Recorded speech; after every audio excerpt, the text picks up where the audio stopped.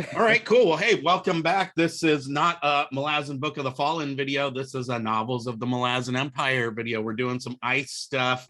It's been a super long time for me, but I've been, trying to strong arm somebody into doing some ice stuff with me for a long time. And Raph has diligently been covering the ice books on his channel and is like, you're like coming down the home stretch now. And so I thought it would be cool just to catch up, and then we'll, based on the rave reviews that I know we're going to have on this collab, then we'll get another one going once you finish Assail again for the second or third time. But yeah, thank you so much for coming on, Raph. I always love having you, especially to talk about ice.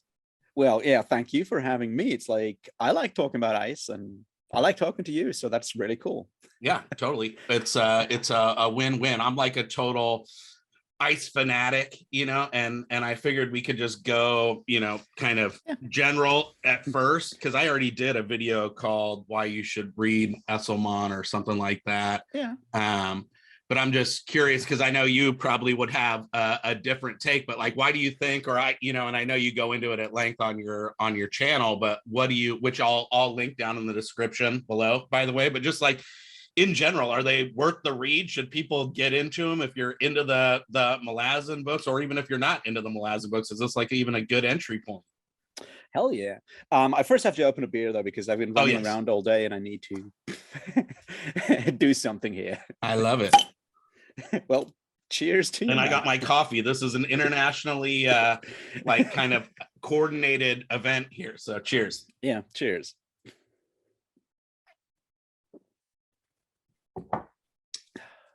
All right, so yeah, everyone should read Esselmon books, because they're actually all really good, whether it's Path to Ascendancy or Novels of the Malazan Empire.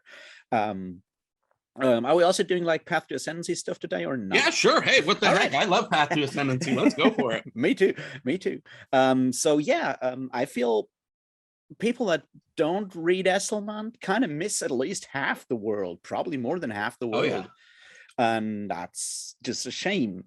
And I do have some theories why that is and why so many people avoid reading Esselmon or giving bad reviews or what have you. Yeah. Most of those boil down to people are snobs, but... Okay, yeah.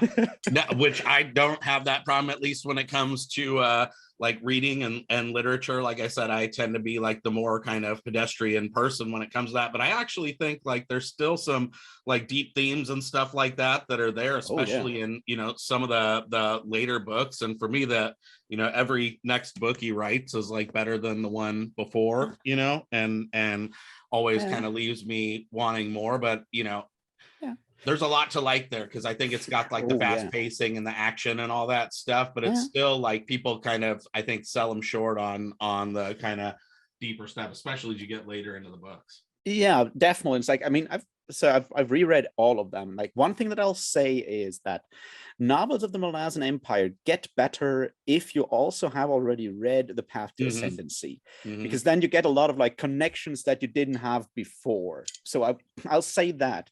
But all of that aside, I like on my reread right now, I did really enjoy Knight of Knives, and a lot of people are like, oh, Knight of Knives, the prose is so bad. And I'm no, the prose is actually good. Go back and read some H.P. Lovecraft if you want to find out how bad prose works. Go back and like, seriously, that is not bad prose, and the construction of the novel is actually really well. It's if there's one Malazan novel that you could take as it is written and turn into like a movie, it is Knight of Knives. It's all set in like that one day and night, in like 24 hours. You have like two major plot lines, two major viewpoint characters, which is Kiska and Temper. Yeah, is it Temper? Yeah, it's Temper, right? Yeah, Kiska and Temper, right? And one of them kind of shows you where the situation right now is, and the other one has these all these flashbacks when you can see or get like bit of the whole Empire stuff in there to get your background. And it all goes to that like big showdown up in that room that you still don't know what actually happened in that room, which is really cool that we don't get that actual showdown, just get like the aftermath. And you get everybody outside in the hallway going, what the hell's going on in there? Yeah, it's like, like what's this there's like these bunch of like these kind of movies where you have that like big fallout because things just like your typical gangster movie, basically, when you have that big fallout. You basically have the same thing going on here, because if your face is like the Emperor and Dancer and Surly, they're all gangsters basically up to that point. Oh, 100%. So having that like whole cartel kind of fallout where everyone tries to kill everyone happen in that castle, and then not even getting the actual stuff, but only the aftermath, is like really cool. And you could just go, and it doesn't go too big on the special effects either. I mean, yeah, you have like a bunch of dogs running around, but that's it. Right. It would work really well. And I feel people, so that's kind of where there's like two things that I think are important when it comes to like the criticism towards Esselmont. One of them is that Stephen Erickson with the Malazan Book of the Fallen has the grace of being first, right? And that's the thing. So like a lot of people that are early adopters of Malazan, that started reading when Garden of the Moon came out, are very much used to Stephen Erickson's prose, which is a very distinct style of writing a book. And are very much used to that. Have also spent a ton of time defending Stephen Erickson's writing style and prose and the Malazan Book of the Fallen against all these other people out there that don't like Malazan. Yeah, and they go, he's changing, he's doing all this. Yeah, like, and that's kind of hence my channel, which was like to cheerlead and kind of sell the books, right? Because exactly. So a lot of people have been doing that, and in that a lot of them have become overzealous. It's like, Malazan has to be done the Stephen Erickson way, and then Cam Asselman comes out, and he does like a different style. When you look at it, Malazan, like when Erickson writes, right, he goes and we mostly get inner monologues of all our viewpoint characters most of the time. We don't almost never get those in that way, in that sort of stream of consciousness style from Esselman. That's just not his style of writing. It's a way more traditional style of writing. It, I mean, don't get me wrong, it's far from bad. It's far from like super oldie. Nobody has like actual dialogue and stuff. Yeah, I know what you mean. In Book of the Fallen, it's like when actual dialogue on scene, like on screen, if you will, like shows up, it always seems like so profound, right? Like when Whiskey Jack and Animander Ray have like one tiny conversation that's like so, because it's like it's all been building up like in people's minds the whole time. So yeah, and I feel that's I guess part of it is like that, like your hardcore Malazan Stephen Erickson stans are the kind of people that have spent a couple of years defending Erickson's style of writing to everyone. And that has led to that whole like they're very impassioned about their love. And very defensive. It's like it's at this point, it's sort of like this is the only way to do it, and then someone else comes along and does it differently, and does it a couple of years later, more like almost like a decade later, actually. And they're like, no, this is not proper Malazan. It's not good prose because it's not all stream of consciousness in our monologues. Also, he doesn't use ochre that much. Yeah, he does use it though a couple times for sure. Of course he does. Even potsherds too. So come on, he's an archaeologist. Of course he uses ochre potsherds. Totally. He just has more mustaches. He does like dynamic duos really well, and just like quippy friendships too, where people like chop it up and like the squads and stuff. I totally love that stuff, like the kind of military brotherhood, like kind of, or even like Coots and Badlands and those guys. And, I love all the kind of like buddy aspects to the books. Buddy aspect is really strong with him. He does that really well. And he does humor extremely well. Yeah, totally. They're always like super funny in these like little friendships, and it's always like, that's what I mean. You kind of still get like upending of tropes, or I don't know, like, you know what I mean? But like more like philosophical stuff, but he kind of does it more through the guise of like, these kind of lighthearted banters where like people will come to self-realizations down the road and stuff like that. But it's like, kind of cloaked in, it's not cloaked in like, you're kind of drinking the booze of a dying god, and like, you know what I mean? Or those like kind of heavier stuff. I mean, he does have his like very heavy stuff. That's not the point, but it does it in a different way, and it is less vulgar when it comes to expressions. When you read stuff like recently when I reread Crippled God and Dust of Dreams, there's a lot of like really heavy phrasing in there, like brutally, like, and Esselmont doesn't do that, which is fine. So here's what I'd say: like, actually, Path to Ascendancy, all the way up to not Knight of Knives or Knight of Knives are actually really good entry points into the Malazan world in 100%. General. Yeah. Because, Knight of Knives doesn't really spoil a lot for Gardens of the Moon. Right. Yeah. No, I mean, you find out, I don't know. Some people say they didn't know till like, is there like, there's a fiddler reveal, I think, in like Deadhouse Gates or something like that, where it's like, Shadow Throne is Kellanved or something like that. But I thought it was pretty obvious in the first book, right? Or no? Yeah. You basically learn that in Gardens of the Moon. Yeah. So, and it's like that. The thing about Knight of Knives and like all the Esselmont books too is like, for me, I think it's like a lot easier to grasp like what the central like plot threads are, right? Is like you kind of know a little bit better like what's going on, like even with Knight of Knives. I think you're right, it could be a good entry point because you tempers that vehicle where you can kind of get all of the backstory or whatever of like where the animosity comes from and stuff like that. And then from there, Kiska, on the other hand, is like your entry point as a newbie in the world, because she discovers that stuff for the first time herself, right? So you have both of that. Totally. I would say that works really well. Another thing that I noticed is Esselmont's really good at description. It might be part of the whole archaeology stuff, because archaeologists have to learn a bit of art history and architecture as well. His buildings actually make sense, and he gives us details on architectural styles and stuff, and Erickson never does that. It's just like the gleam, the azure city, the city of blue fire, it's gleaming and whatnot, and Esselmont is like, also this is this style, and then you have these pillars there and they make this sense.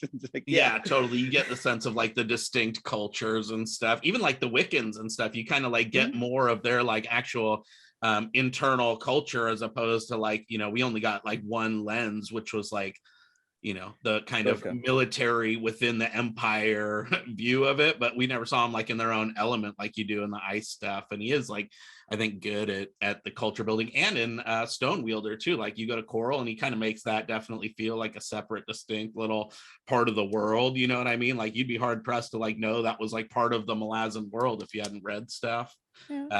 So and that's the other part. He's like the first one who actually goes into explaining how religions work in Malazan.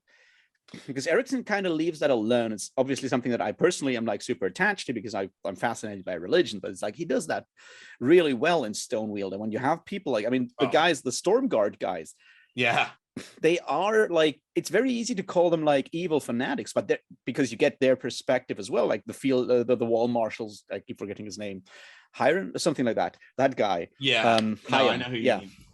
And you can see he truly believes that he's doing a good thing, and that if he fails, thousands of people, hundreds of thousands of people will die. And that leads you to that moral question of like, why, like, is it okay if the price, like, is it okay to use all these slaves, which he does, if that actually saves millions of lives? Is that a price that is still okay to pay or not? And Esselmont leaves that obviously for us to ponder, and it's not as easy to answer as you might think. Right. And it's so brutal because that guy's like purely motivated too, the like Lord Protector guy or whatever his name is.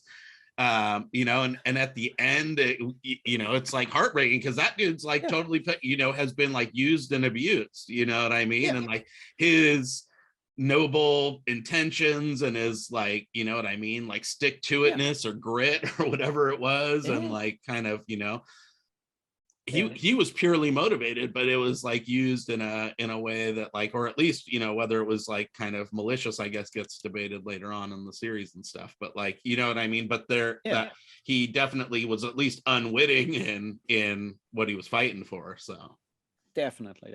So and yes, like Esselmont has a lot of really like interesting themes, all kinds of themes, and he kind of also deals a bit more, I feel, with Okay, so that's what I like. How I would say it is like Esselmont is sometimes a bit more forward, like his references, his subversions and stuff are a bit easier to pick up. Yeah. Like if he makes jokes or references to our world, most of the time they're a bit clearer, easier to pick up. I just recently had that in Orb Sceptre Throne. There's like what's it? One of those epigraphs that tells of that super rich king that has like everyone tell him what a good life is, and if he has a good life, and then the Segula goes like, well, you know, you can only judge that at your death. And that is basically straight up a quote from Herodotus, where you have the same story with King Chrysis, the super rich guy, and Solon of Athens, who does the same thing. Is like, you know, you can only judge your life at the end of it, not in the middle of it, because you may be rich and famous and all that right now, but if the rest of your life will be like 50 years of suffering, maybe you don't have a good life all overall. And he takes that and just like, you know, puts it into Malazan terms, obviously, but so the references are a bit clearer. And I think another thing that I like very much about what he does is that he takes specifically, you know, plot patterns or story patterns that we know from all kinds of other media, and takes those and weaves them into his stories. You have that in Stonewielder, the judge guy, the assessor, right? Oh yeah, and that story is so clearly your hard-boiled detective story, complete with him like being like having all the stomach problems all the time and all those. It's very much that kind of thing, and he takes those and your noir to hard-boiled story and weaves that into that, and then you have all these other, you know, patterns that you have there that. I love the little like bandit aspect of Stonewielder too, where you have the guys, you know, who's like the crime lord, but who's like the big dumb idiot or whatever, who's like friends with the mage, and he like lives in the bar and stuff. I do so love Ipshank and Manas. Yeah, they're just like an amazing duo.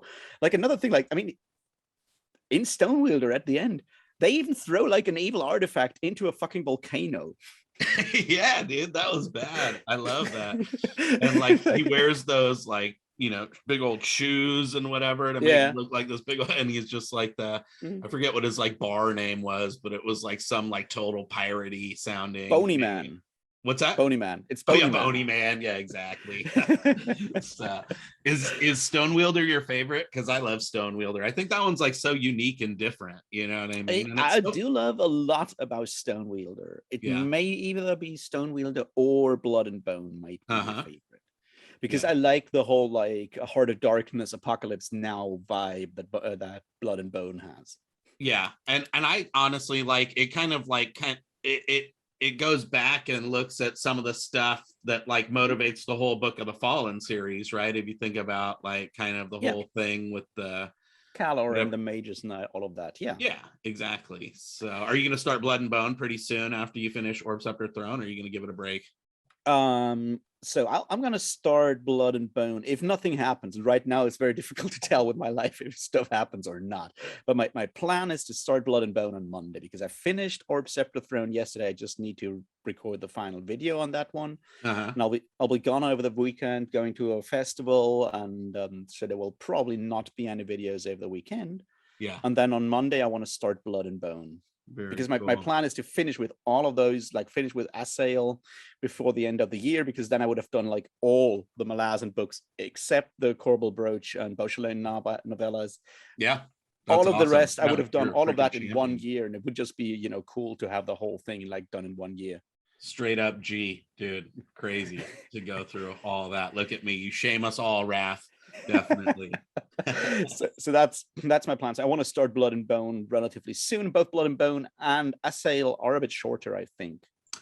Yeah, slightly. I think so. I think, well, Assail's actually really chunky, but Blood and Bone's a little smaller than Orb Sceptre Throne, so it'll go quick.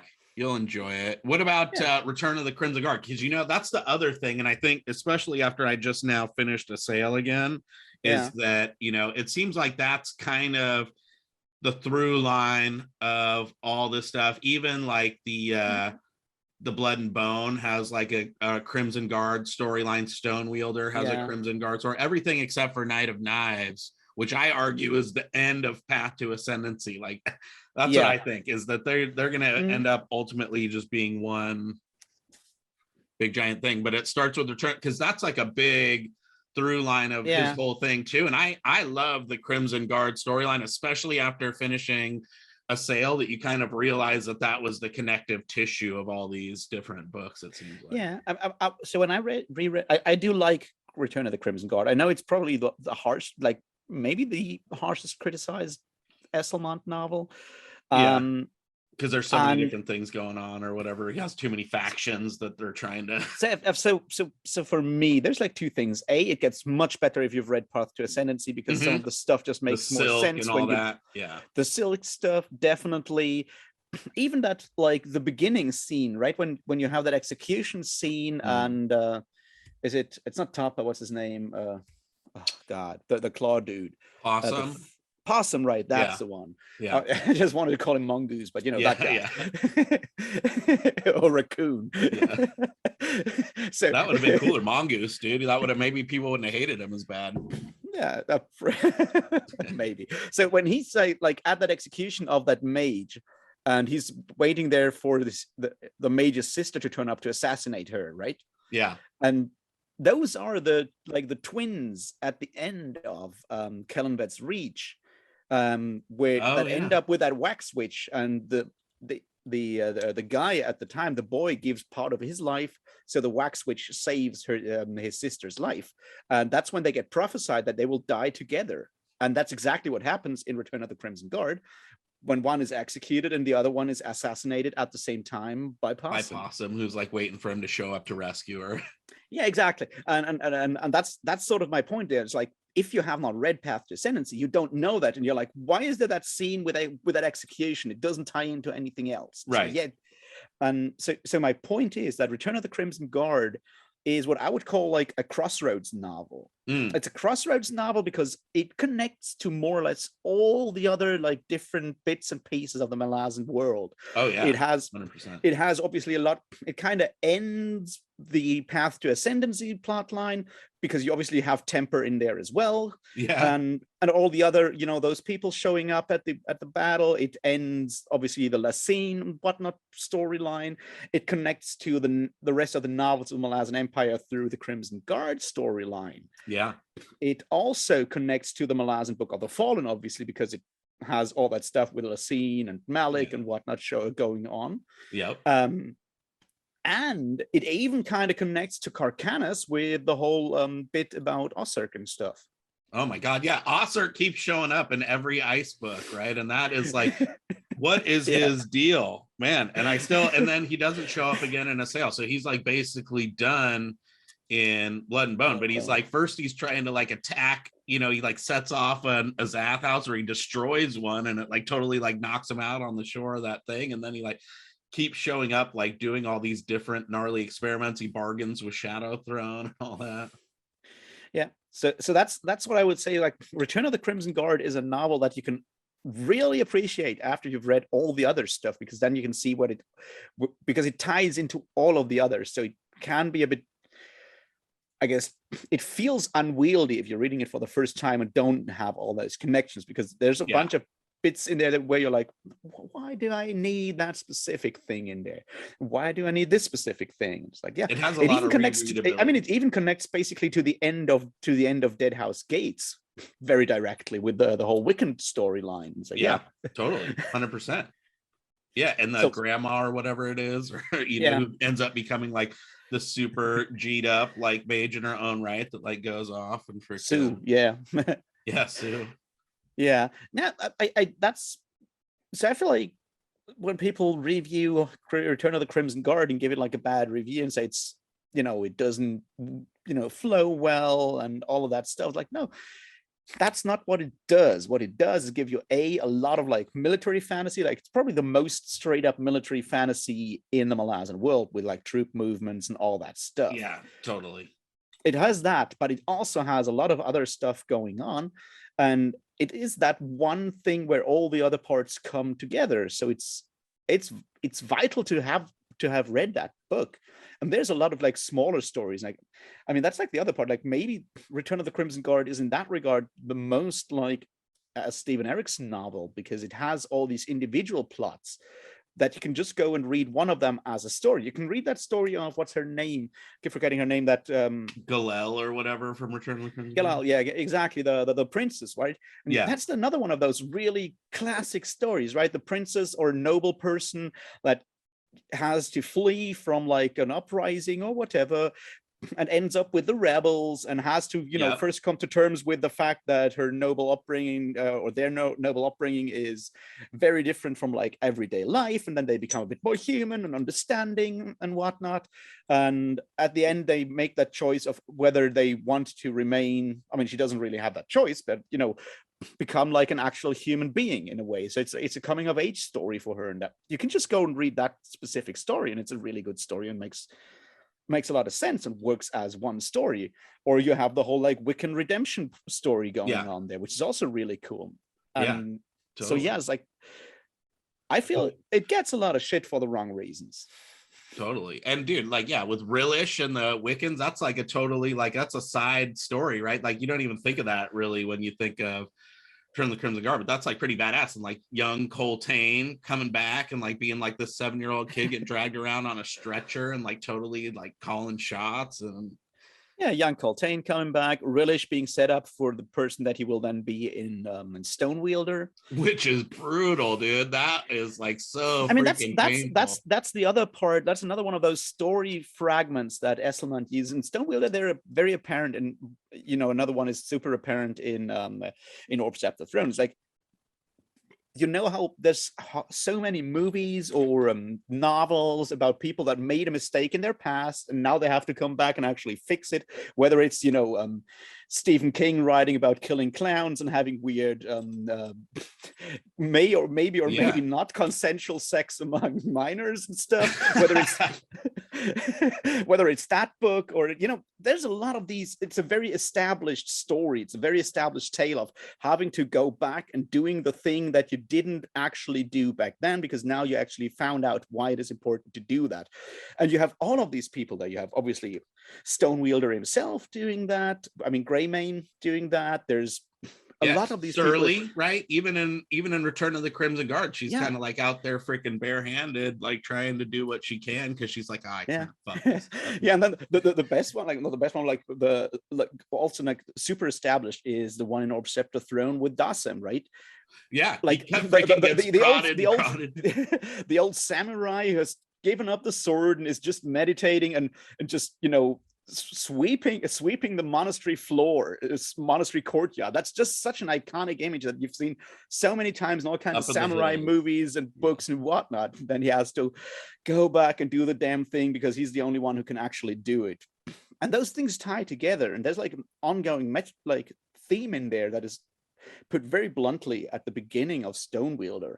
And it's like that how to judge an action, whether it is, you know, what makes an action evil or good. The answer is the biggest evil is not acting, because you cannot foresee all the consequences of your actions. But if you don't do anything, evil will just persist. Mm-hmm. So actually doing something is the answer there. And that's something that you have in Stonewielder, and you see that play out in Stonewielder, and you see it play out in that conversation that Yusek, the girl, has with Dassem. It's like, you know, you can only judge your own actions. If someone else twists your actions, that's not your fault, because you can only do it to the best of your abilities. Totally. So there's a lot of like themes, like more like existentialist, I would say, totally philosophy going on in a lot of Esselmont's novels. Yeah, which he like never gets a credit for. Plus, it's just like really interesting, and he doesn't like cheap out. You know, it's not like Rillish gets this like totally killer, you know, perfect happy ending and stuff and stuff. Well, it kind of gets one, but yeah, I mean, but he suffers, dude. Like that, he suffers a lot, and that's like the other bit that you have a lot going on there. I mean, it's something that you have in all of Malazan, but it's even stronger with, especially with Rillish and Greymane. Is like, how toxic masculinity and us not talking to each other makes people suffer so bad. 100%. And that like Black Queen from Stonewielder, I forget her name, right? The one who ends up like being a Malazan, and then she was like, you know, she's trying to like redeem herself basically for like standing up for Greymane. Yeah, something with M. I keep forgetting her name. It was something with an M. Yeah. Yeah. They strap her to a horse when she's dead. Yeah, which, you know, is another one of those very classic stories. That's even like, that's basically straight up from Conan. There's a Conan story. It's either, I think it may be the beginning of Hour of the Dragon, or it could be the one that is the Crimson Citadel. Yeah, something. It's one of those where Conan is like knocked out by that sorcerer, and then they have the one guy put on the horse. I mean, it's sort of like a play back from like your basic what's it from the Iliad, right? When what's his name? Achilles is not allowed to fight, so Patroclus goes and puts on his armor, Achilles' armor, and then gets killed. And Hector is like, "Oh, I'm gonna kill Achilles," and I mean, it's Achilles. And that is, unfortunately, it's the wrong guy. But so that idea of having someone else put on that armor, you even have like a second one, like in a later Black Company novel. You once again have the same thing going on there. It's like it's a well-established pattern and thing, and that's what makes Esselman so good. Is like he subverts tropes all the time, but he also knows when to just like take a specific theme and run with it for a while, and knock it out of the park. Yeah, totally. Because that's, you know, some of those are established stories for a reason. They may just actually be good. So why not actually take some of them? Totally. And even with like the Himes, you know, like finding out the true background of the lady and all that stuff, it's like we kind of already know that, right? So it's not like a reveal necessarily on our end, I think, or I don't know, remember if it was at the time. I don't think so. I think it was like pretty obvious kind of that these chunks were out there, but you know, it's just funny watching it, or not funny, but it's like that's the joy of it for me, is like seeing like how these people like, you know, come to grips with like what they're actually doing. And then you have that like other dude who like was the mage from the Malazans, Usu or whatever, who just like goes full hog and embraces it and is like, bro, I'm ride or die, bro. We found some power source. Yeah. I mean, it in that book especially, but in others as well, as that's like your Columbo pattern, right? Where you see the murder and then you watch Inspector Columbo trying to figure out who the murderer is, and you as the viewer already know, and you're not puzzling over who it is, but how your characters will actually find out what you already know. And Esselman does that with Stonewielder and some other bits as well. Yeah, totally. Oh, and Iron Bars in Stonewielder, he has like such a small part, but it's like so gnarly when that guy's like, yeah, poor bastard. Oh my god, freaking Bars. And how about Orb Sceptre Throne? Do you think that, because that one isn't really a Crimson Guard thing, right? There's no Crimson Guard in that. I think that's kind of like a standalone story almost. It's a standalone story, and it kind of, you know, follows up on all the loose ends in Darujhistan. And I figure part of it is that Darujhistan is where it all started. So Esselman just wants to also talk about Darujhistan at some point. Yeah, he's like, Erickson, you don't get the monopoly on Genabacchus. Sorry. Dude. Yeah. Totally. And it's great. Actually, that one I think could be an easy book to just start on, right? And then you could go back and be like, who's this Torvald Nom guy, right? And then you could make like a House of Chains book. You could be like, I mean, it kind of spoils the whole ending of Toll the Hounds with who like everyone dying. Yeah. But apart from that, like what I really like, I mean, that's the other thing that I really like about Esselman.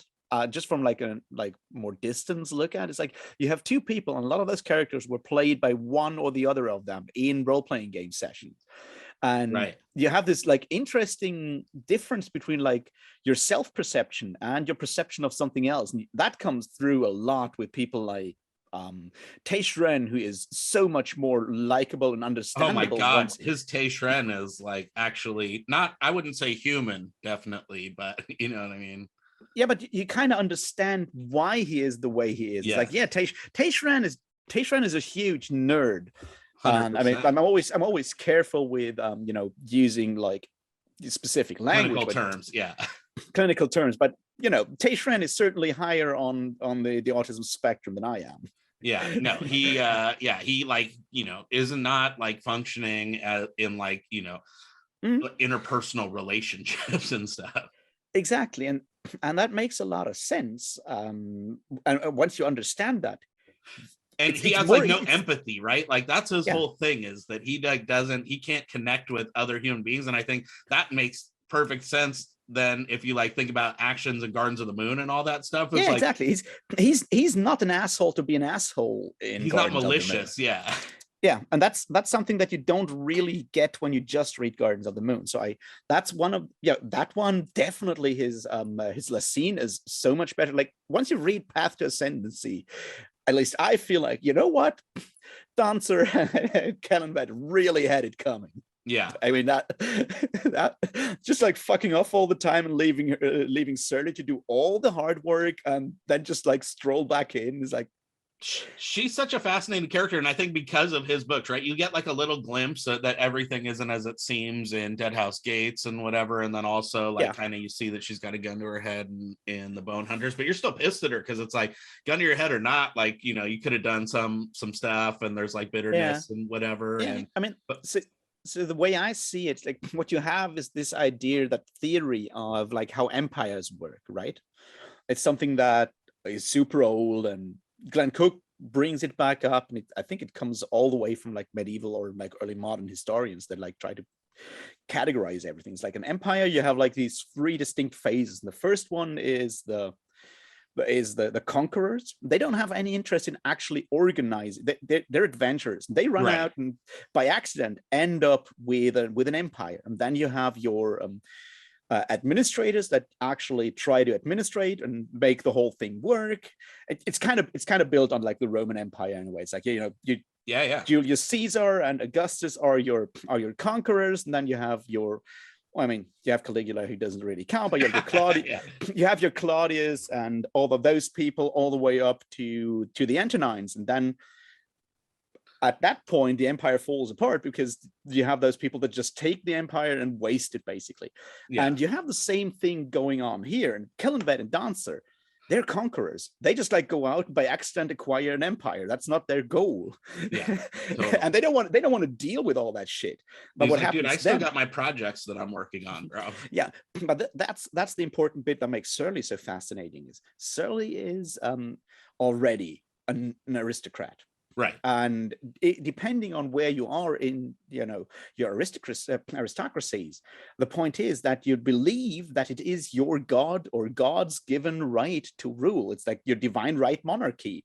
Yeah. And that means that for Surly, once there is an empire, she doesn't actually have that much of a choice but to actually take over that empire, whether she's actually suited to doing it or not, because it's her divine right, but also her divine duty, because that's the bit that you often drops at the side. It's it's not only your divine right, but it's also your fucking job to actually rule the kingdom, and you have that special responsibility. Yeah. And Surly is a very, very responsible person. She's not necessarily the most talented administrator. That would be your Malik Rels. Yeah, supposedly, but we don't know that. So Surly doesn't actually have much of a choice but to take the empire and then, and just struggle with it a lot. Totally.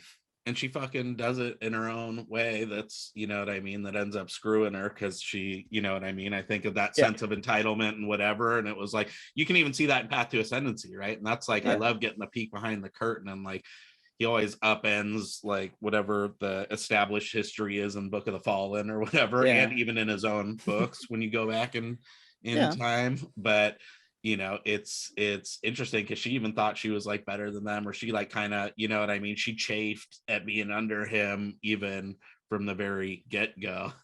Yeah, and there's two reasons there. The one is definitely the like, she has the right because he's already an aristocrat. The other two are basically bums.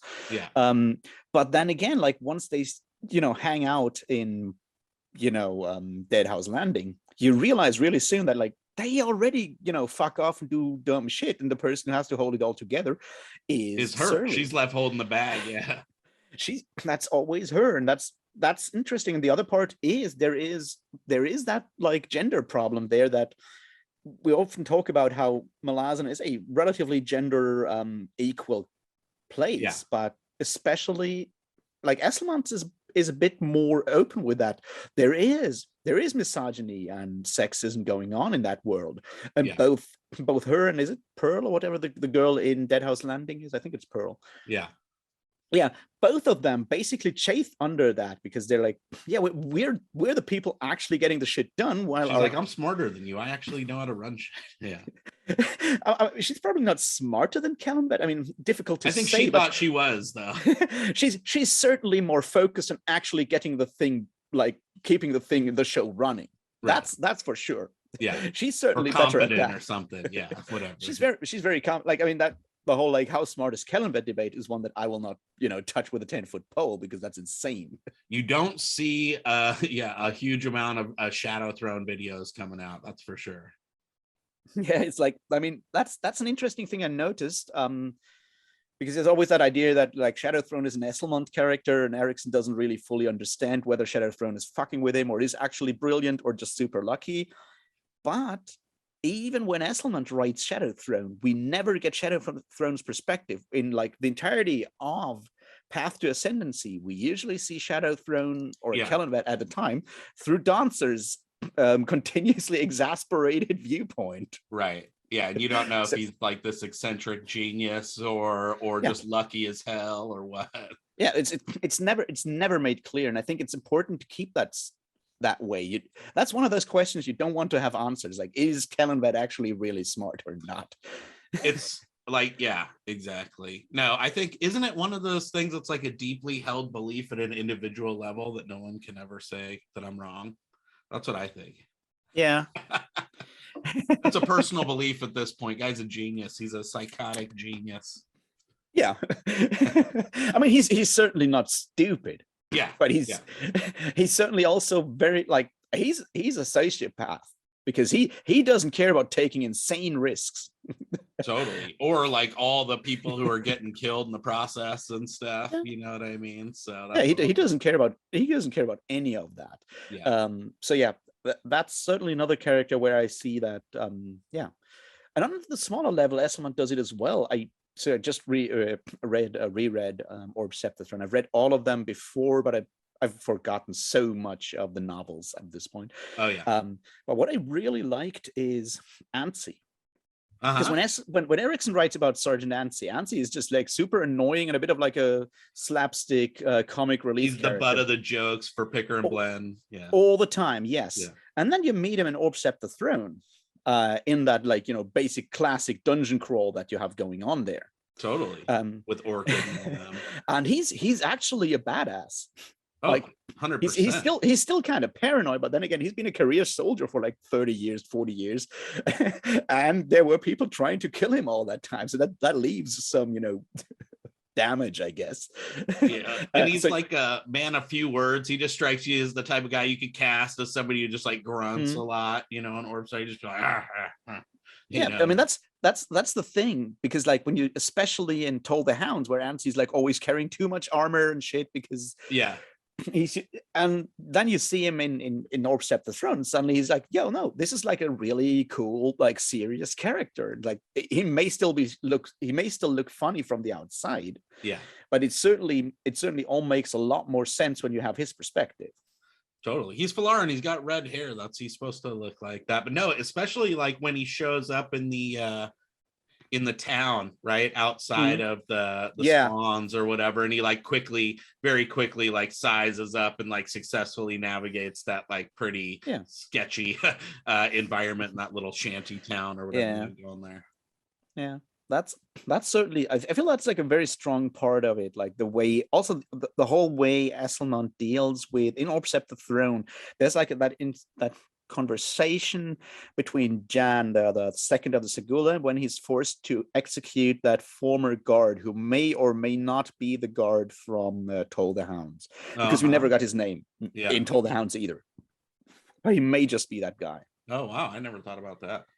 Well, I don't know, it could be. Yeah.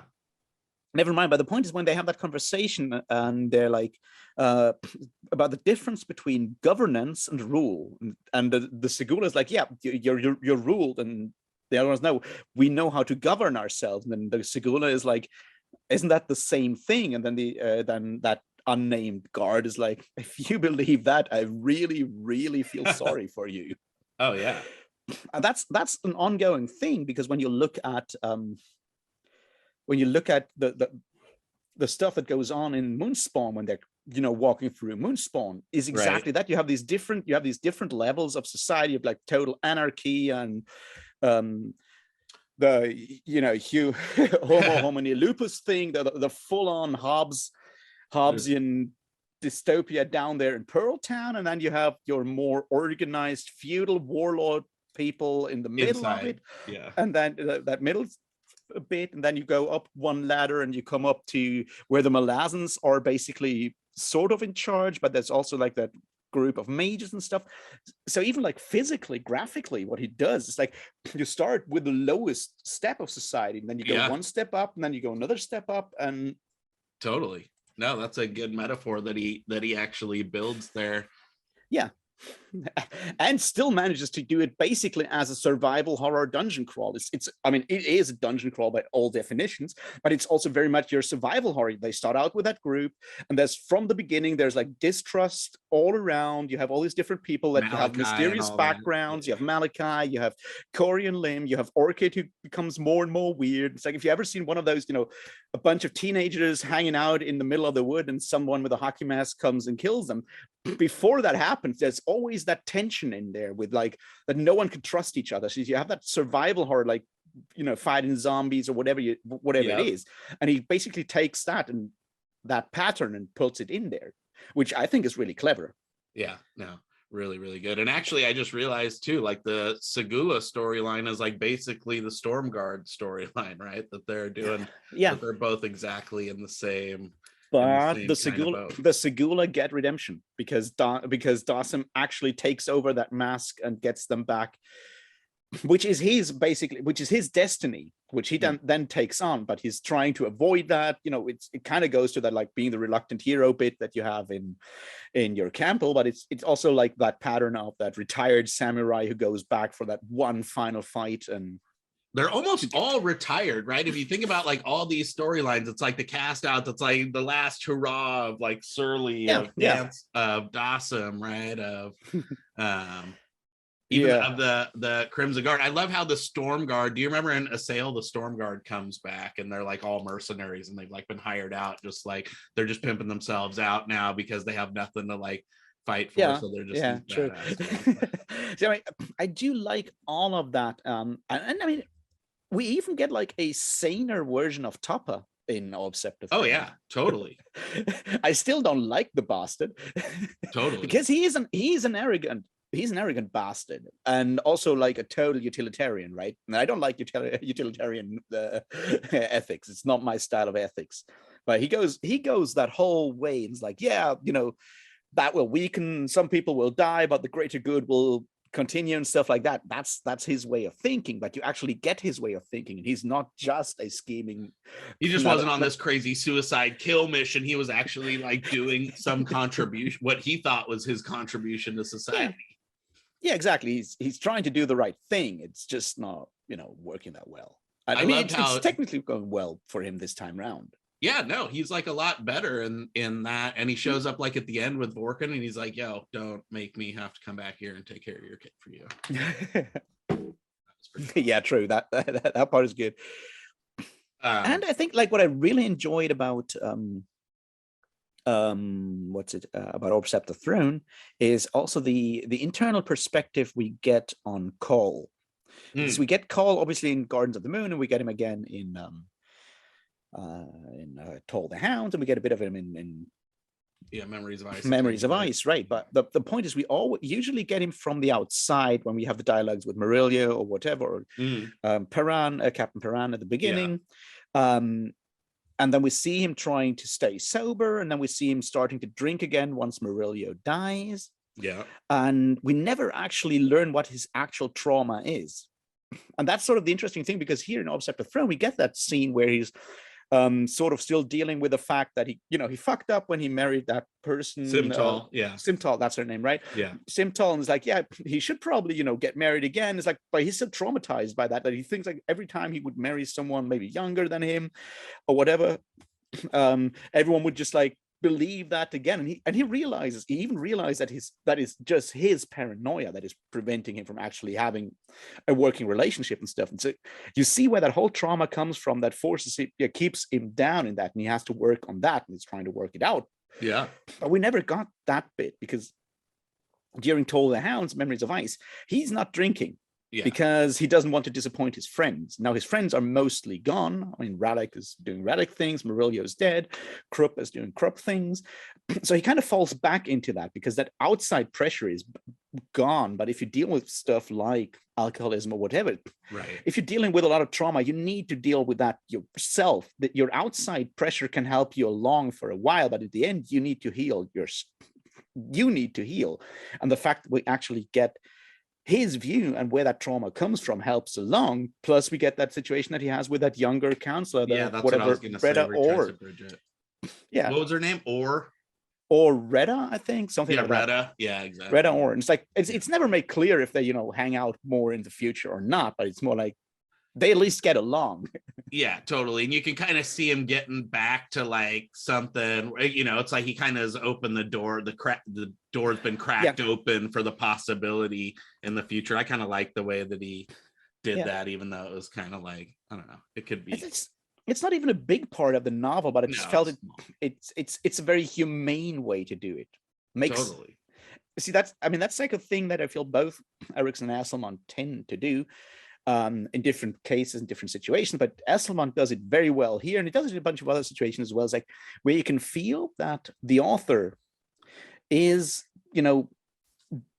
giving the character a chance, because he genuinely has emotional attachment to that character. Like obviously most writers have some emotional attachment to some of the characters, but it's like he's not letting Cole off the hook here. But he's like, he gives him like a tender, like tactful, like way to maybe get better in the future. And I really liked that. That was just like it felt very genuine in a way. Yeah, totally. The other thing I really liked, and I think he's freaking, I don't know, I think he should get credit for writing like the whole Barathol Solara stuff, which I thought he did really well, right? And I love being in Barathol's head. Like, I don't know, I have kids and stuff, you know what I mean? And like my wife's the bomb and does so much for our family and stuff, you know what I mean? But seeing that conflict play out, and then like also the stuff with Char, like he does kind of come in and give him a happy ending at the end, I guess. True.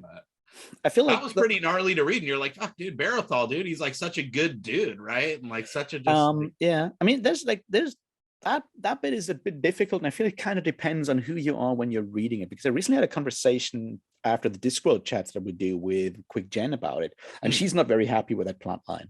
Yeah. And I'm trying to understand why that is the case. And I feel like one part is that before, in mostly Toll the Hounds and Bonehunters, we get Silara's perspective. Yeah. We get her inner monologues and stuff. And this time around, we get Barathol's. And she doesn't come across as a good mother, but we already know that she doesn't actually really want to be a mother. Right. And there's reasons for that, 100%. Because one of those big themes of the Malazan world in general, whether it's Erikson or Esselmont, is that what we fuck up with our kids in childhood, what gets fucked up in childhood stays with us, and there's a big chance that we will perpetuate that trauma over like the next generation and the next generation. And that's sort of like the big thing that we need to figure out on the larger scale when it comes to the world, and what we need to figure out on the smaller personal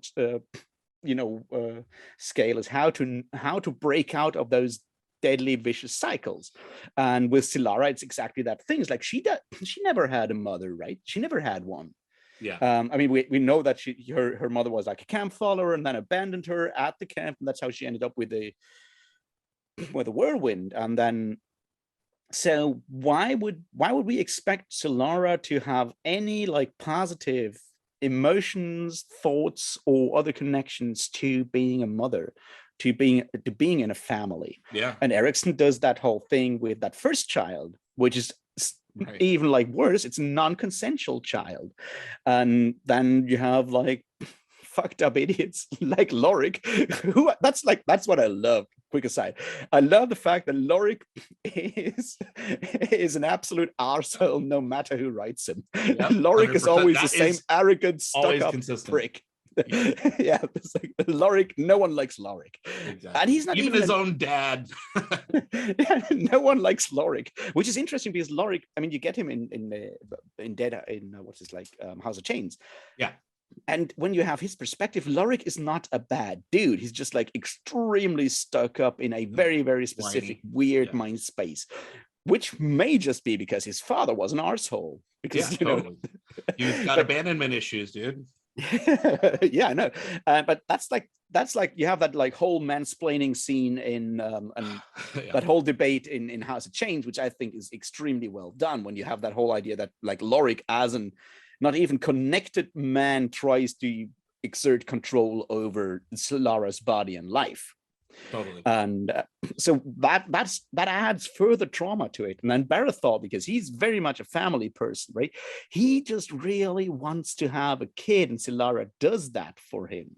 Yeah, totally. Well, she's in it for him, you know what I mean? Which I think is in and of itself is pretty incredible. Like after everything, you know what I mean, that she can have like yeah, and then there's like another thing that I personally really enjoyed about it. It's like you can read it that way. You don't have to read it that way. And as I said, like I mean, Quick Jen's way of reading it is absolutely valid as well. It's like if you want to play devil's advocate or be like nice, it's like when Barathol is super exhausted because he works more and takes care of the household and takes care of the kid. That's that's an uncounted number of women have to do that all the time, and we tend to ignore it. But by making it a guy do, it sticks out. So ideally, if we're smart readers and compassionate, empathetic readers, we would go like, "Holy shit, that's a fuck ton of work. Maybe we should actually think about splitting that up more, and then actually do the transfer and actually realize that normally that's women that have that issue."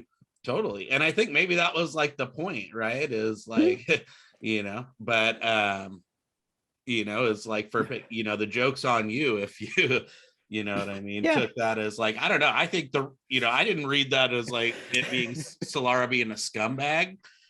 More so it's just like I read it as like, here's this dude who's like trying so hard, and he like obviously cares about like both of these people so much that he's like, he just like it just flips that idea that you have so often in real life, where you have like one partner being not exactly very stable, emotionally stable, maybe have some drug addiction problem, which Solara also does have, and all of that stuff. And then you have the other person who tries to get the whole family through. Normally that's just like in like statistically and cliche wise, it's usually the guy who is the wastrel basically, and he flips that, and that makes it stick out for us and actually stop and think, because we've read it so many times the other way around. We've read it so many times, whether it's in the news or in your serious contemporary literature or whatever. We know the story with like the poor woman trying to get everything working while the husband just drinks everything away. So flipping it makes us actually sit down and take notice.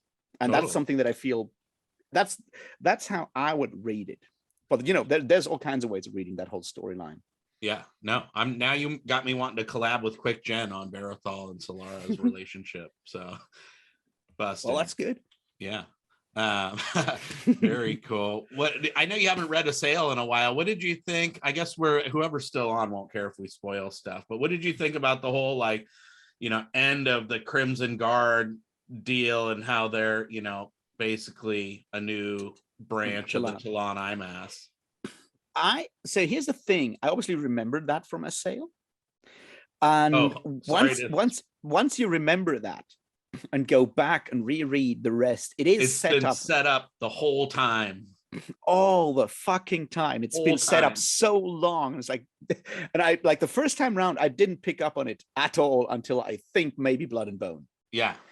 I think Blood and Bone is where you pick up on it, because that's when Cowl is just doing like his stupid cowl things. all the right. time. And he goes, oh yeah, like I don't know, but I know something that you should all see don't this. know. Totally. And he won't Yeah. say any, Fucking Kaz won't asshole. say anything, and he's being super cryptic, and there's like all these references, and actually there's Flan IMAS there, right? I think that but I mean that's the big thing there is it is set up so early on in basically in Return of the Crimson Guard already. It's been set up all the way. Yeah.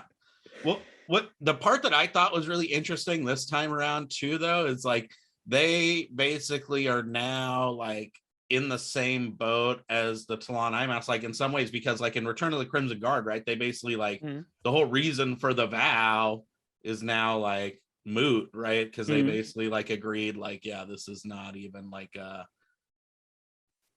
thing anymore. Like the nature of our beef is different, and the nature of the world is different. You can't like leave power vacuums and stuff, and so they like agree to just like stand down essentially, but they're still like bound then by this vow, but then they don't have no Ithkovian to come you know, and I mean that's even this, is it in Crimson? At some point there's a scene where someone asks why the Emperor never used the Clan IMAS to fight the Crimson Guard.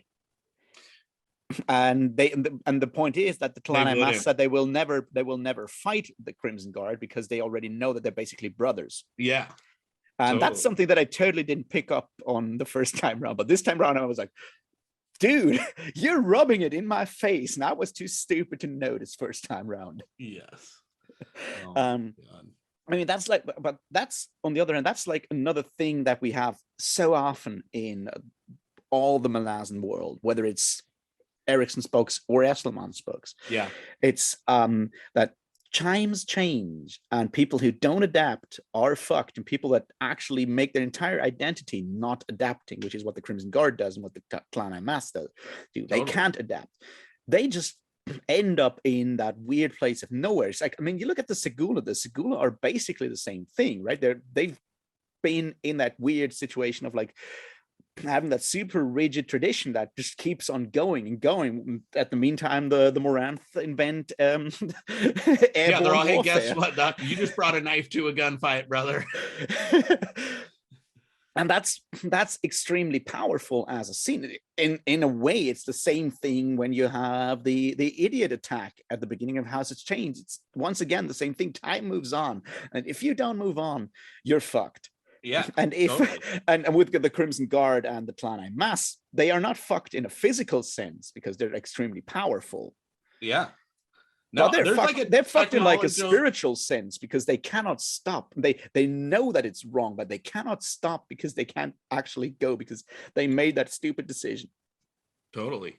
Yeah. And that's like what makes it bittersweet too in Assail. I love that book so much. I can't wait till you read it again. It'll be fun. But there is like a whole like technological advancement undertone to like the whole to the whole world, right? Is like that's a all theme, the time. Like God is not willing, even, right? There's that. I think it's connected to both of Ericsson and Esselman having that anthropological background, because it's something that you see all the time. There's a melancholy connected to it, right? Especially with someone like Kaladin Brood and the Rivi in Orb Sceptre Throne, for example, and earlier with the Barghast in Memories of Ice. The point that time moves on, and there will be losses. There will be extreme losses, like tragic losses of cultures, but it is basically impossible to avoid that because it's like things change. Things change all the time. That is something that I guess you need that kind of perspective on, because we tend to look and romanticize specific aspects of specific cultures, and we're like, as kids, we grow up on Westerns, which is like a super fucking toxic thing in general. 100%, dude. But like Cowboys and Indians. Let's go. We romanticize the shit out of that as kids. At least I did, which is even more ridiculous because I don't even live on that continent. It's like, or you romanticize, I don't know. Even as adults, right? Like that's why I hated watching the High Fist video yesterday about the Tahol being the most terrifying character, because he, I like to think of what Tahol watched that yet, but I think I will disagree with him, because I have a big issue with Tahol in general that I need to talk about at some point. Yes, make a video. My thesis is Tahol doesn't work outside of that specific situation, because Tehal has a get out of jail free card because he has an elder god to actually do his stuff. What Tehal does would never work on an economic level, on a political level. He may be a very smart person. I mean, he is, but it's still, it is not possible to be Tehal, to have a Tehal as a role model, unless you also have an elder god to actually do all the hard work for you. Yeah. And that's something that we tend to forget. We're like, oh, Tehal is so cool. He's a genius. Yeah, he's a genius, but he's also a genius with unlimited power. Yeah. That totally. certainly helps. Right. Definitely. But I think it was like all about like the collateral damage, and like he doesn't care, you know what I mean? He's like, and I kind of am, even as an adult, I was like, you know, that's badass. He's taking this really like, you know, terrible, oppressive regime and he's tearing it down, and like people are going to ultimately be better off in the long run. But it's like, but that's a pretty painful transition to force upon society and stuff like that too. And I was like, damn you. Because I totally romanticized that, and I'm like, freaking what a G, bro. He just took that and freaking stomped on it and was like, there you go, people, you know. And you're like, that's badass. But then like there is like a lot of you know, on the ground kind of rubber meets the road consequences of doing stuff like that too, even if it was like a, you know, purely motivated initially or whatever. Yeah, and it's an interesting thing that I'm currently dealing with, because I'm currently reading that new Neil Stephenson novel. I've read Kim Stanley Robinson, Ministry for the Future one, which is about climate change. And now Neil Stephenson has written one. And Neil Stephenson is very much like your engineer type and nerd geek type of writer. And he's like, I have these one or two really cool technological kind of things. And you have, all you need is a few like really powerful, wealthy people that actually go for it. And then we can actually help all of humanity. And then it kind of deals or does not deal with the consequence. I'm not far enough in yet to know that. Whereas Kim Stanley Robinson is like, well, climate change will fuck us all. So the change has to come from the ground up. It has to be grassroots. And that's how you actually force change, which is a political question that I'm very much interested to see how both authors deal with it, and, go from there. And Tehal is basically Malazan's Elon Musk at some point. Yeah, exactly. He's like this eccentric genius who just with less of an ego problem. Yeah, totally. Although, dude, go watch the Hypest video. He says there's some ego there or something, or I don't know. There is some ego there, but I guess the good thing is that Letherus doesn't have Twitter. So he can't fuck around with that shit. Also, he doesn't want to go to Mars, so that helps. But he's very close to your Elon Musks, who like, I'm gonna single-handedly change the fate of humanity, because he's like, we're gonna become an interplanetary species. So, like, my 15-year-old sci-fi nerd, my inner 15-year-old sci-fi nerd loves that shit, but that's just not how it works. But yeah, so the point is, like, we tend to romanticize specific aspects of humanity. We tend to romanticize specific cultures, long gone cultures, like, as I said, like the Western culture, which is ridiculous, or feudal, like medieval feudalism. It's like, knights in shining armor, princesses with all those pointy hats and those towers, all that shit, like chivalry. 100%. That is ridiculous. Now, of course, that stuff gets pushed to the wayside because progress, whether you want it or not, is happening. All we can do is try to figure out where to go, but we're going. We're not standing still. And that's something that informs the Malazan world in a way that a lot of other fantasy doesn't, because a lot of fantasy is all about that lost golden age that we're trying to return to and never can. It kind of makes sense for your Lord of the Rings and stuff. But they have a different, more Christian underlying metaphor, like underlying structures. Like, if you're a believing Christian, if that whole idea of having the Garden Eden and that was taken away and we're trying to become better people, that's a different view of world history. It's not a realistic one. It's a romantic one. I get it. And I don't mind books that do that. Sure. But the other way around is how it actually works. And it's important to look at that. And it's fine to be melancholic about it. It's fine to be sad that, your nomad herder lifestyle of the Rivi will pass away, because you lose culture. You lose an identity, you lose a lot, and you can think about how to preserve those things. They will be lost in the wild. That's not a question. So it's more like have empathy and compassion for them and go for like, what can we do? Right. Yeah, totally. They're like the counterfactual isn't that everything is preserved forever. So Yeah, that never happens. yeah. Totally. And I feel like, especially with Kaladin Brood and that conversation he has with whatever that elder is, I keep forgetting his name, Benig, something like that, that guy, in Orb Sceptre Throne, about the whole thing, that of course the Ruvi will lose and will be taken over by the Malazans. It's just a question of how. So negotiating a treaty will actually be better than going to war and being, subjugated. Yeah, and stuff like totally. that, and you can feel the sadness of Kaladin Brood, who has seen that. Kaladin Brood, I guess you can read Kaladin Brood as a stand-in for the writer there, because as a writer you know that as well. Totally. Yeah, and that even the guy who like totally shuns him and is like the one who's like, dude, then you're not fit to lead us, and we're gonna go off and like do all the stuff at the end. Juan, like, oh my god, what an idiot. Yeah, but he realized it at the end before he dies. Yeah, he did. He's like, oh my god, he was right. I'm such a moron. God, what an idiot. Yeah. So there's that, and that's like the sad bit, because on the other side you have those poor fuckers from the Segula who are also doing the wrong thing for all the wrong reasons. Oh, totally, 100%. It's so sad. It is sad. Well, let's do a Blood and Bone one as soon as you finish that. I think we should go book by book for the next one. That way we'll stay more structured, and maybe I'll show up on your channel for that one if you want. That would be cool. And yeah, I mean, I've read Heart of Darkness and I really enjoyed it. So doing some comparisons to that is really cool. And very cool. Yeah, love it. I got to go to work, so I'm gonna have to let you go, but I'm gonna make you agree on the record here that we'll do more ice stuff in the future. We will do more ice stuff. I agree to that, and I'll go and get myself a COVID test so I can go to a concert tomorrow. Awesome. Dude, Raph, it was so fun having you on the channel. It was fun just to talk to you. I think we need to do it more often. I've been underwater, upside down at work and regular life stuff, but I'm trying to gradually come back, and it was fun to do a first one on ice, and it was really fun to do it with you. So thank you so much. Thank you. I'll put all the Raph stuff down below. Make sure to go smash like and subscribe if you haven't already.